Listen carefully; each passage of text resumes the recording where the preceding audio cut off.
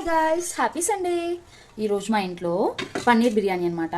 So అది ఎవరు చేస్తున్నారో తెలుసా? మా ఆయన చేస్తున్నారనమాట. సండే కదా, నువ్వు రెస్ట్ తీసుకో, నేను కుక్ చేస్తానని మా వారు ఈరోజు నాకు రెస్ట్ ఇచ్చేసి ఆయనే కుకింగ్ చేశారు. యాక్చువల్లీ మనం బిర్యానీలో ఫుడ్ కలర్ వేస్తాం కదా, సో అలా కాకుండా న్యాచురల్గా ఒక ట్రిక్ ఉందన్నమాట. అది మా ఆయన ఎవ్రీ టైం చేసినా అలాగే చేస్తారు బిర్యానీలో.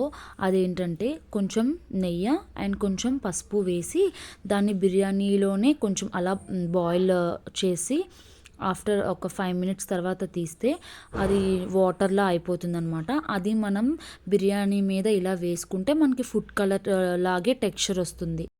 సో చూసారు కదా, అచ్చం మనం ఫుడ్ కలర్ వేసినట్టే కలర్ కూడా మంచి కలర్ వచ్చింది. మ్యాక్సిమం ఫుడ్ కలర్ అవాయిడ్ చేసి ఇలాంటి టిప్స్ పాటించండి, హెల్త్ కూడా బాగుంటుంది.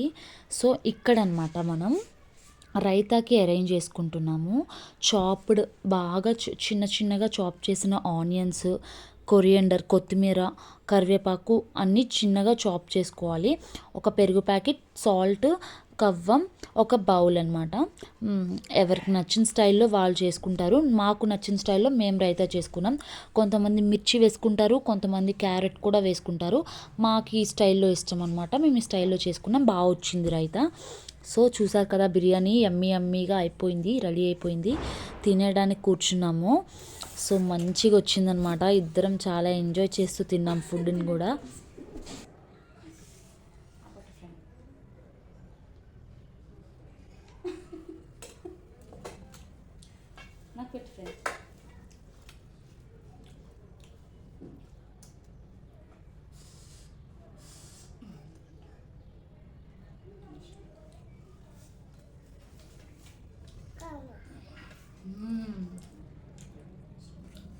సూపర్.